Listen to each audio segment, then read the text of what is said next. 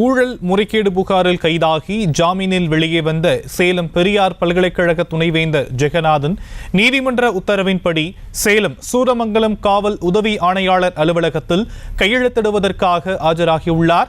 விவரங்களை நம்முடைய செய்தியாளர் வினோத் வழங்க நாம் கேட்கலாம். வினோத், மேலும் விவரங்கள்.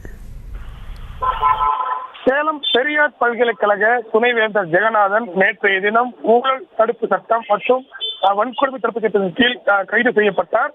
நேற்று நள்ளிரவில் அவர் நீதிமன்றத்தில் ஆஜர்படுத்தப்பட்ட அவருக்கு உடனடியாக ஜாமீனும் வழங்கப்பட்டது.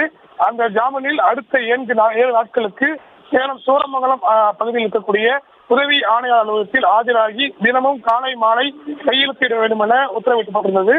இதனையடுத்து இன்று காலை தனது வழக்கறிஞருடன் வந்த ஜெகநாதன் தற்போது சூரமங்கலம் உதவி ஆணையர் அலுவலகத்தில் நேரில் ஆஜராகி கையெழுத்திட்டு சென்றிருக்கிறார். இது மட்டுமல்லாமல் தொடர்ந்து 7 நாட்கள் அவர் இந்த நிலைக்கு இங்கே வந்து கையெழுத்து போட வேண்டும் என நீதிமன்றமானது உத்தரவு பிறப்பித்திருக்கிறது. விவரங்களுக்கு நன்றி வினோத். செய்திகளை உடனுக்குடனும் துல்லியமாகவும் தெரிந்து கொள்ள சப்ஸ்கிரைப் பண்ணுங்க.